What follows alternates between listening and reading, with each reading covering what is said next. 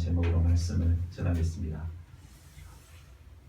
지난주 말씀에서 히브리서 저자는 멜기세덱에 대해서 얘기하려고 하다가 그 히브리 성도들의 영적 상태를 생각하고 그들의 영적 상태를 먼저 진단하고 처방하는 데 시간을 할애했습니다.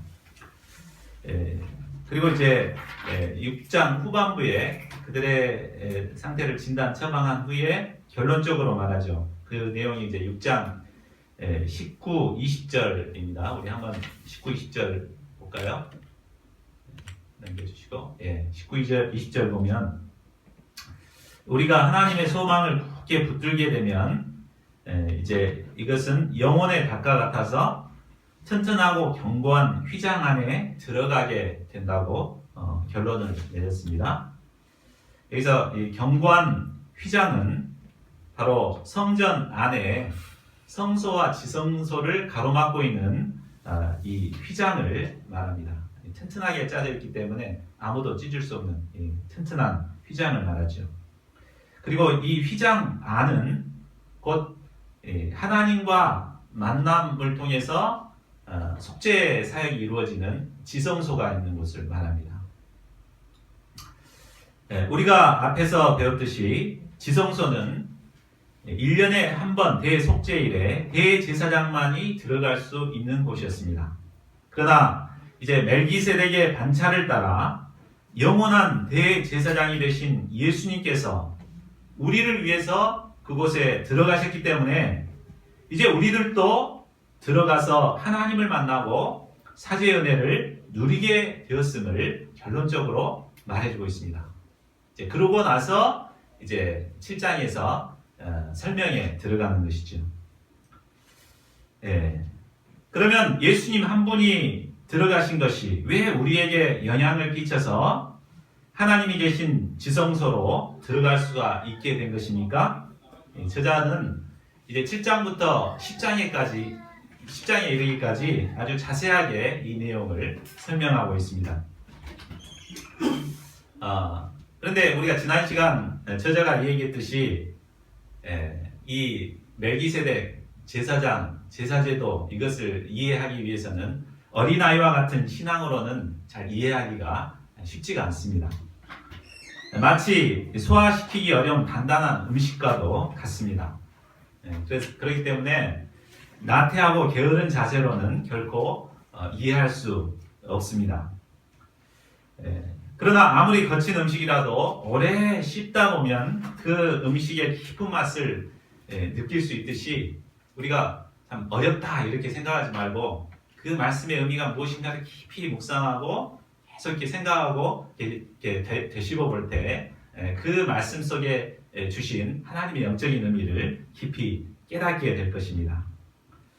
우리는 본문을 공부할 때 이제 저자가 어떤 의미에서 이런 말씀을 하고 있는가, 이 말씀을 통해서 예수님이 어떤 분이 되심을 가리키고 있는가, 또 이 예수님을 통해서 우리에게 어떤 은혜가 주어졌는가, 이제 여기에 초점을 맞춰가지고 깊이 묵상해 보시기 바랍니다.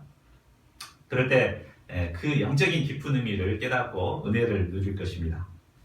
하나님께서 우리에게 지각과 연단과 분별력을 주셔서 말씀에 풍성한 은혜를 주시기를 간절히 기도합니다. 자, 저자는 먼저 멜기세덱이 어떤 사람인가를 설명합니다. 7장 1절을 보십시오. 이 멜기세덱은 살렘 왕이요 지극히 높으신 하나님의 제사장이라. 여러 왕을 쳐서 죽이고 돌아오는 아브라함을 만나 복을 빈 자라. 창세기 14장을 보면 아브라함이 전쟁 포로가 된 조카 롯을 구하기 위해서 자신의 길리웠던 사병 318명을 거느리고 쫓아가서 네 왕을 쳐붓습니다. 그리고 롯과 빼앗겼던 모든 재물을 다 찾아서 돌아오는 장면이 창세기 14장에 기록되어 있습니다. 이때 바로 이 본문에 나오는 살렘왕 멜기세덱이 등장합니다. 그는 왕이면서도 지극히 높으신 하나님의 제사장이었습니다. 멜기세덱은 떡과 포도주를 가지고 와서 아브라함을 축복했습니다. 그러자 아브라함이 그 얻은 것의 10분의 1을 멜기세덱에게 주었습니다.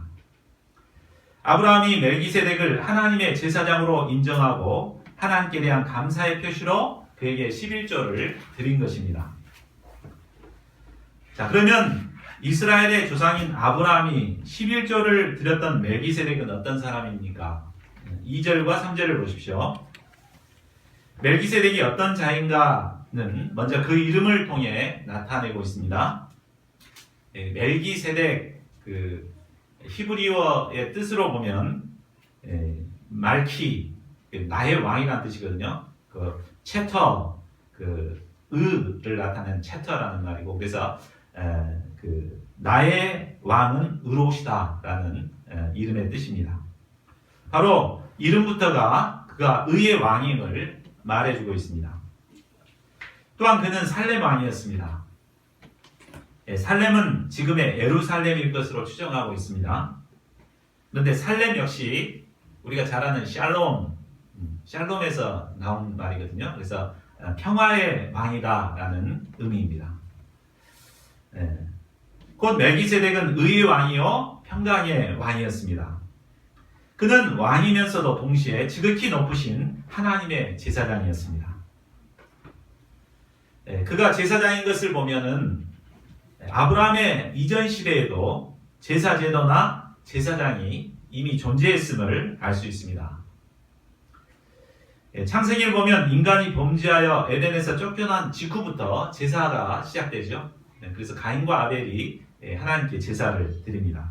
이것을 볼 때 제사 제도와 제사장은 처음부터 이렇게 쭉 있어 왔구나라는 것을 이해할 수 있습니다. 그런데 이 멜기세덱은 오직 창세기 14장에만 간단하게 이렇게 짤막하게 등장하고 있는 인물입니다. 부모에 대한 기록도 없고 언제 태어났는지 또 죽은 날도 기록되어 있지 않습니다. 물론 그도 인간이었기 때문에 부모가 있을 것입니다. 태어난 날도 있을 것이고 결국 죽었겠죠. 죽은 날도 있을 것입니다. 그러나 성경은 이 모든 것을 생략하고 단지 평강의 왕이요 지극히 높으신 하나님의 제사장으로서 아브라함에게 11조를 받고 축복한 그 사건만을 생생하게 기록하고 있습니다. 그 이유는 장차 오실 하나님의 아들의 모습을 예표해 주기 위함이었습니다. 그래서 신비한 인물로 이렇게 만들어 놓은 거죠. 때문에 하나님의 아들처럼 신비한 존재로 이렇게 창세기를 이렇게 기록해 놓고자 언제 태어났는지 부모가 누군지 이런 걸 싹 이렇게 생략하고 신비한 인물로 등장해 놓고 있습니다. 멜기세덱은 여러 가지 면에서 예수 그리스도의 모습과 많이 닮아 있습니다. 예수님도 의와 평강의 왕으로 이 땅에 오셨습니다. 예수님은 이 땅에 오시기 전부터 존재하셨던 창조주 하나님이 되십니다. 또한 구속 역사의 사역을 완성하시고 부활 승천하셔서 하나님 보좌 우편에 앉아 계십니다. 그리고 영원토록 살아계셔서 모든 인생들의 죄 문제를 도우시는 제사장의 사역을 감당하고 계십니다. 4절을 보십시오. 저자는 아브라함이 노량물 중에서 10분의 1을 멜기세덱에게 주었음을 상기시키면서 멜기세덱이 얼마나 높은가를 생각해 보라고 말하고 있습니다. 자, 그에 앞서서 우리는 먼저 그 11조를 아브라함이 드렸잖아요. 그래서 11조에 대해서 한번 좀 생각해 보겠습니다. 11조의 규례는 언제 제정됩니까? 많은 사람들이 11조는 모세 때부터 시작되었다고 생각합니다. 그래서 모세 때 그 11조를 이렇게 내라고 정식 이렇게 성문화된 때는 물론 모세 때지요. 그렇기 때문에 하나님께서 모세를 통해서 유대인에게 준 거기 때문에 우리하고는 별로 상관이 없다 이렇게 생각하는 분들이 간혹 계십니다. 물론 11조의 계명은 하나님께서 모세를 통해 율법으로 제정한 것이 맞습니다. 그리고 5절에서 말한 대로 바로 이스라엘의 11지파들은 기업이 없이 풀타임으로 하나님의 역사를 섬기는 이제 레위 족속들을 위해서 11조를 내야 했습니다. 그 11조를 가지고 레위 족속들은 이제 생활하고 하나님을 섬기게 되죠. 이때부터 11조가 명문화된 것은 사실입니다. 그러나 11조가 율법으로 제정되기 훨씬 이전에 아브라함이 11조를 드렸다는 것을 보면 11조는 율법의 시대를 떠나서 하나님을 경외하는 신자들이라면 마땅히 감당해야 하는 것임을 볼 수가 있습니다. 창세기 14장 18절에서 20절을 보십시오. 한번 넘겨주시겠습니까? 여기서 보면 멜기세덱은 떡과 포도주를 가지고 이제 나왔습니다. 이 떡과 포도주는 무엇을 상징하겠습니까? 바로 예수님의 살과 피를 상징하지요. 그리고 아브라함은 지극히 높으신 하나님의 제사장 멜기세덱에게 복을 구했고 멜기세덱은 아브라함을 축복합니다. 천지의 주제이시오 지극히 높으신 하나님이여 아브라함에게 복을 주옵소서. 너희 대적을 내 손에 붙이신 지극히 높으신 하나님을 찬송할지로다. 이렇게 먼저 이제 축복을 내립니다. 축복을 받은 후 아브라함은 얻은 것에서 10분의 1을 멜기세덱에게 주었습니다. 이를 통해서 볼 때 11조는 바로 하나님께서 베푸신 은혜, 특별히 예수님의 십자가의 희생의 은혜로 축복을 얻은 자들이 마땅히 이제 하나님께 감사함으로 드리는 것임을 알 수 있습니다. 예수님의 십자가의 구원의 은혜와 축복을 받은 자라면 마땅히 하나님께 11조를 드려야 합니다. 그런데 저자는 6절 한번 보시겠습니까? 이 순서를 바꿔놓고 있습니다. 이 창세기 아까 봤듯이 축복을 받고 난 다음에 아브라함이 11조를 드리죠. 근데 여기서는 어떻게 얘기하고 있습니까? 11조를 드리고 난 다음에 축복을 받았다 이렇게 말하고 있죠. 왜 이렇게 썼을까요? 그 이유는 아브라함이 복을 받은 근거가 바로 하나님이 드린 11조 신앙에 있음을 강조하기 위함입니다. 돈이면 뭐든지 할 수 있는 물질 만능주의 시대에 살면 이제 자신의 소득의 11조를 하나님께 드린다는 거 쉬운 일이 아닙니다. 10분의 1이나 되는 거 그걸로 할 일이 얼마나 많아요. 할 것이 얼마나 많습니까? 아브라함 같은 경우는 지금 다시 언제 그 왕들이 쳐들어올지 모르는데 그것 갖고 사병들을 기르고 막 이렇게 해야 될 건데 그걸 줘버리면 안 되잖아요. 그러나 11조를 드린다는 것은 자신을 온전히 희생해서 믿음으로 이렇게 드린 것입니다.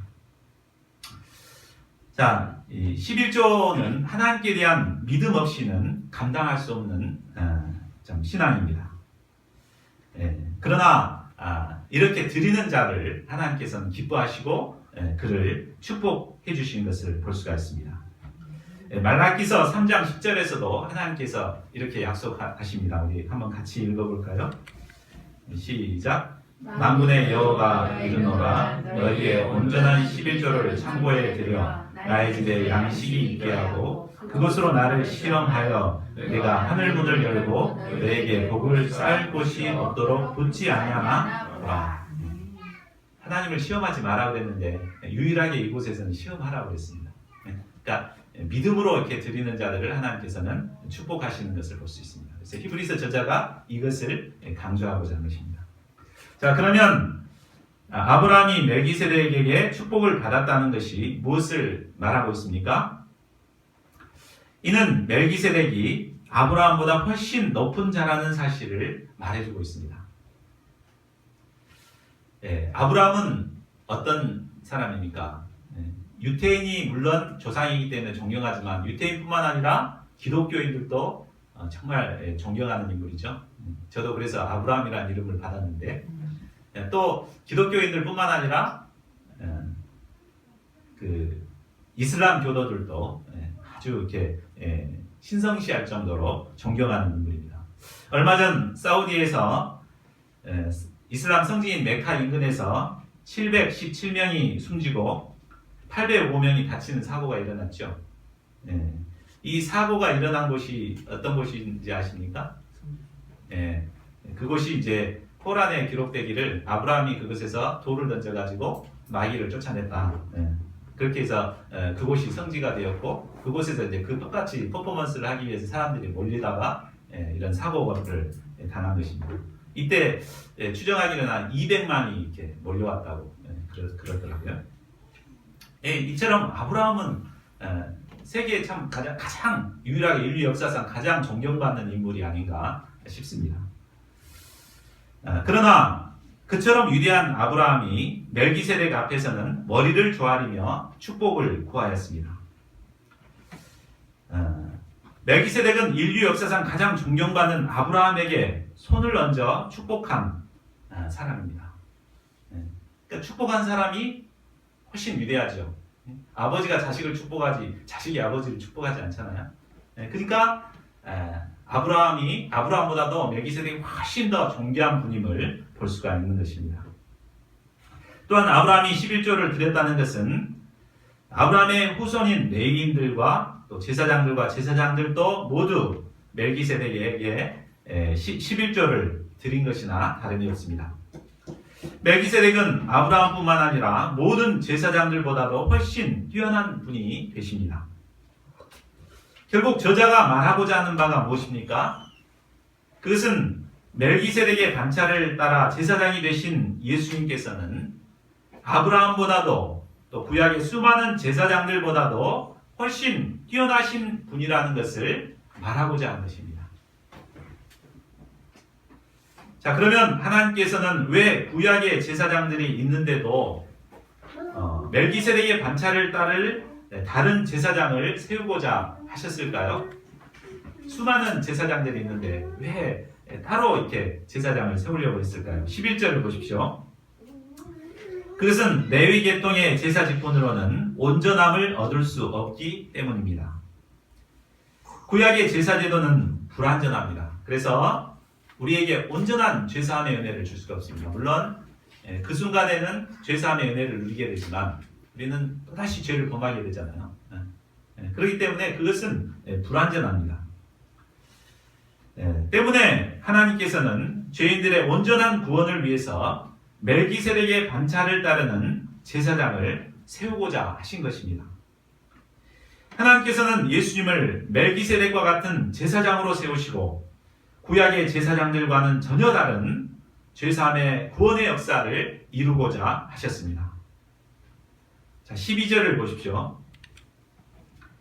이 제사의 직분은 구약의 제사장과 전혀 다른 또 다른 제사의 직분입니다. 때문에 제사장에 관한 율법도 반드시 바뀔 수밖에 없게 되었습니다. 제사장의 율법에 의하면 제사장은 레위 지파 중에서 아론 족속만이 제사장이 될 수가 있었습니다. 다른 지파는 할 수가 없었어요. 그러나 구약의 제사장과 다른 제사를 드리는 제사장이 되기 위해서는 바로 이런 율법에서 벗어나야만 했습니다. 그래서 레위 족속이 아닌 다른 지파에 속한 자가 되어야만 했습니다. 그런데 14절을 보십시오. 예수님은 바로 유다 지파를 통해서 오셨습니다. 유다 지파는 제사장과는 전혀 관계가 없는 지파입니다. 때문에 예수님은 구약의 제사장과는 다른 새로운 제사를 드릴 수 있는 분이 되신 것입니다. 그러나 예수님이 레위 지파라고 해서 그것만으로 멜기세덱의 반차를 따른 제사장이라고 볼 수는 없겠죠? 자, 그렇다면 예수님이 멜기세덱의 반차를 따른 제사장이 되신다는 근거가 무엇일까요? 자, 이를 알기 위해서는 먼저 구약에 예언된 말씀에 주목할 필요가 있습니다. 우리 시편 110편 4절 말씀 5절 말씀이죠. 5절 말씀 같이 보겠습니다.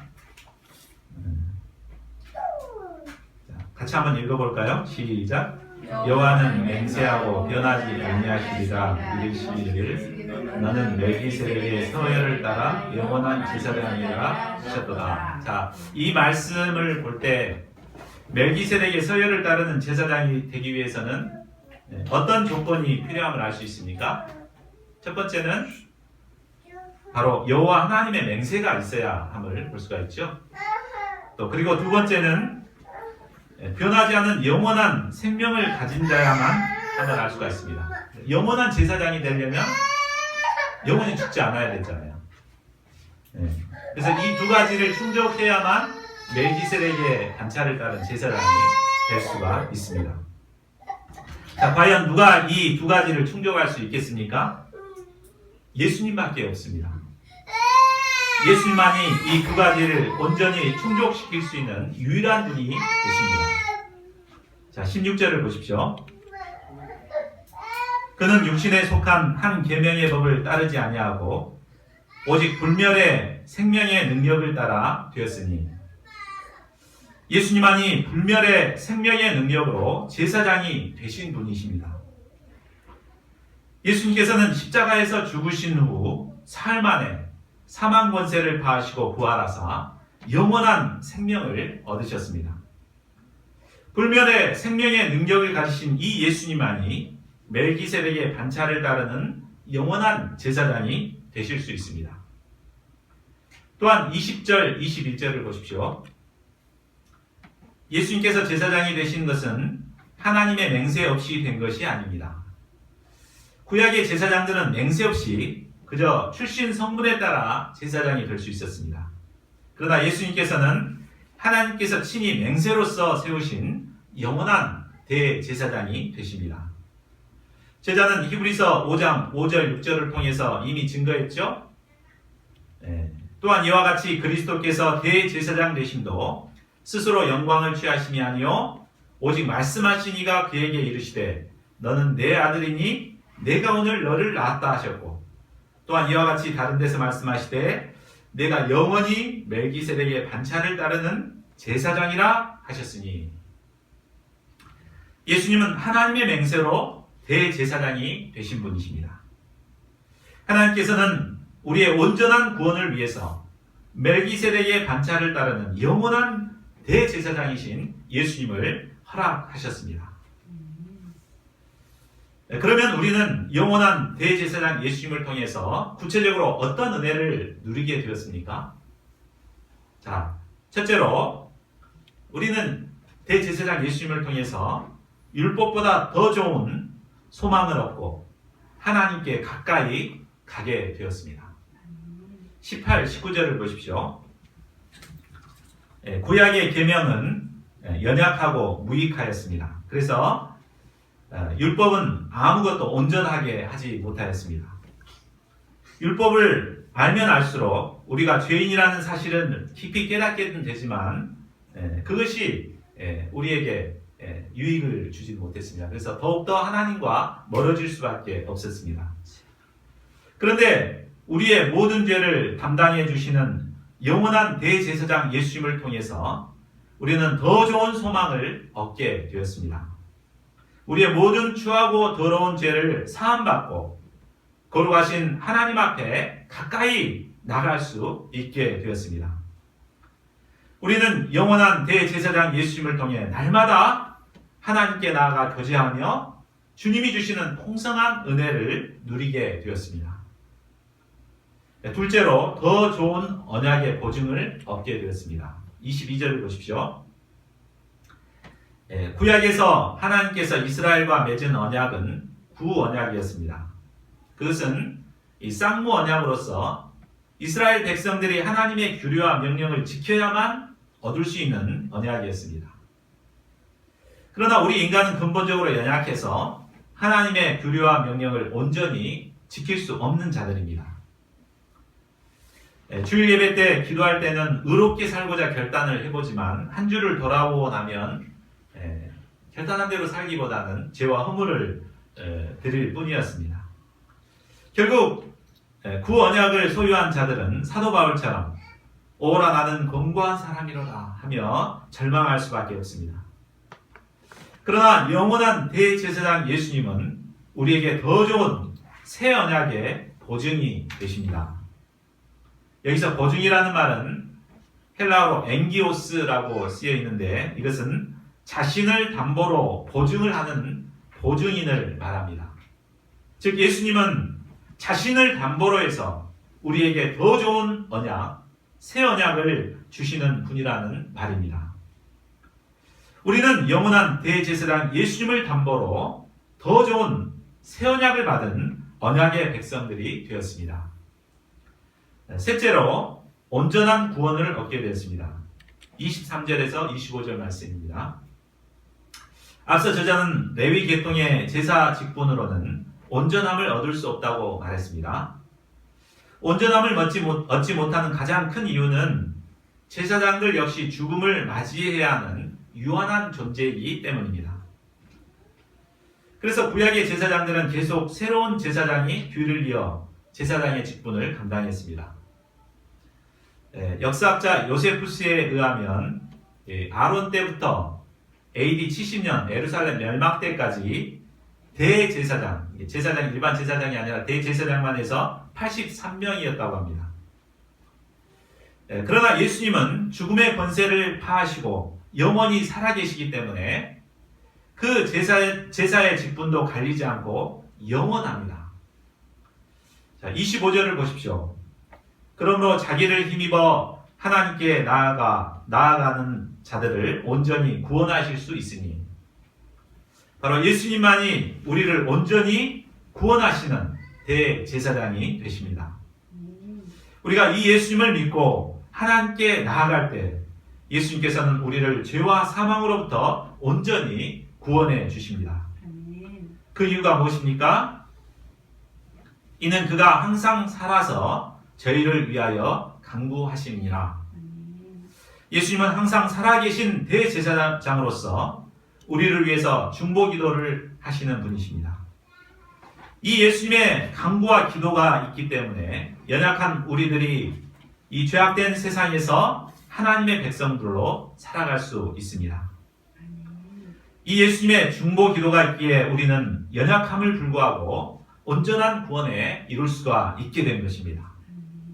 연약한 우리를 위하여 간구하심으로 온전한 구원에 이르게 하시는 예수님께 감사와 찬양을 드립니다. 자, 26절을 보십시오. 대제사장 예수님은 거룩하고 악이 없고 더러움이 없고 죄인에게서 떠나 하늘보다 높이 되신 분이십니다. 이 예수님만이 우리의 대제사장이 되시기에 합당하신 분이십니다. 예수님께서 우리에게 합당한 제사장이 되실 수 있는 또 하나의 이유는 단번에 율법의 모든 요구를 이루셨기 때문입니다. 27절을 보십시오. 구약의 대제사장들은 우리와 똑같은 연약한 죄인이기 때문에 백성들의 죄에 대해서 제사 드리기 전에 반드시 먼저 자신의 죄를 위해서 제사를 드려야만 했습니다. 또한 사람들은 죄를 매 순간 짓기 때문에 사죄를 위해서는 제사도 날마다 드려야 했습니다.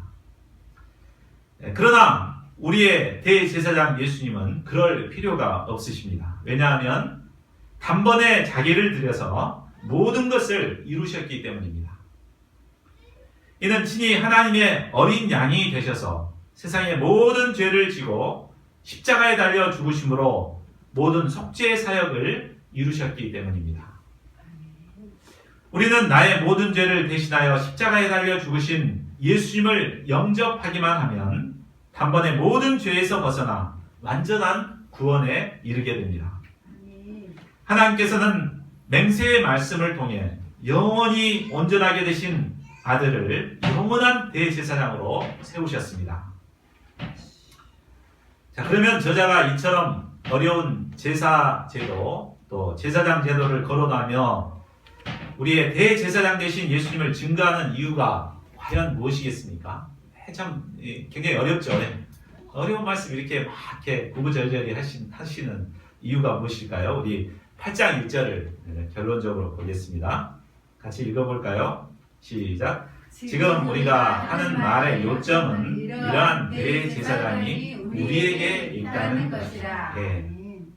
바로 히브리 성도들에게 대제사장 예수님이 계시다는 것을 분명히 깨닫도록 하기 위함입니다. 당시 히브리 성도들은 핍박 가운데 신앙생활하고 있었습니다. 그들은 또 모두 과거 유대 교인들 신자였습니다.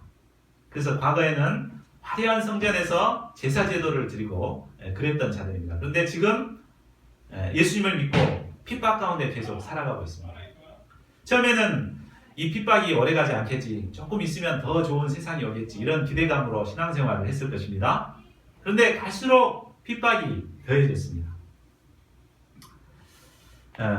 그들은 계속해서 핍박을 받고 사람들의 눈을 피해서 초라한 모습으로 신앙생활을 하고 있었습니다.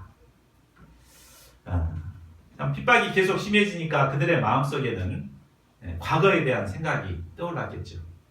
그때가 좋았는데, 그때 정말 화려한 성전에서 제사를 드리고 막 이렇게 할 때는 그 뭔가 좀 신앙생활 하는 것 같았을 것 같습니다. 그래서 막 짐승을 잡아서 죽여서 막 이렇게 제사를 드리고, 또 제사 드린 후에는 막 온 사람들이 모여서 그걸로 축제 파티를 벌리고 이렇게 이랬던 때가 참 그리워지고, 그런 것에 이제 그런 이제 과거가 생각난 것이죠. 현재 그들은 사람들의 눈을 피해 초라한 모습으로 신앙생활할 수밖에 없었습니다. 이런 자신들의 모습을 생각하면 기가 죽고 처량한 생각마저 들었습니다. 그러나 히브리서 저자는 그들에게는 그 제사제도, 제사장, 그 성전에서 제사드리는 거, 그거하고는 정말 비교할 수도 없는 대제사장이신, 영원한 대제사장이시는 예수님이 있다는 것을 깨닫도록 돕고자 한 것입니다. 유대계의 화려한 성전과 제사제도를 동경하는 그들의 눈을 돌려서 그들 가운데 계신 예수님께 집중하도록 돕고 있습니다. 히브리 성도들이 그들 가운데 계신 대제사장 예수님을 집중하게 될 때, 이제 그들은 주님을 통해서 주시는 풍성한 은혜를 누리며 어려움 가운데서도 기쁨으로 살아갈 수가 있는 것입니다. 풍요의 시대를 살아가는 우리도 히브리 성도들처럼 예수님이 아닌 다른 것에 마음을 빼앗기기 쉬운 것 같습니다. 오늘날 우리나라 기독교인들 숫자는 점점 줄어들고 있고, 반면에 이제 천주교인들 숫자는 늘어나고 있다고 합니다. 또한 개척교회나 작은 교회 교인들 숫자는 점점 줄어들고 대형 교회 교인들은 늘어나고 있다고 합니다. 자, 이것은 무엇을 말해준 것입니까? 오늘날 신자들도 히브리 성도들처럼 외형적인 화려한 건물이나 제사 제도와 같은 의식과 제도에 관심을 갖고 있다는 것을 보여주는 것입니다. 신자들은 자신과 함께하는 예수님을 자랑하기보다 교회의 규모나 역사, 프로그램을 자랑하고자 합니다. 작은 교회들은 이런 시대 분위기에 따라서 참 우리도 그런 식으로 해야 되는 거 아닌가, 문화사역을 하고 막 크게 해야 되는 거 아닌가, 교회도 크게 짓고 막 해야 되는 거 아닌가. 그래서 그런 유혹에 빠져서 그냥 무리하게 빚을 내 가지고 막 이렇게 건물을 짓다가 부도당하는 교회가 얼마나 많습니까?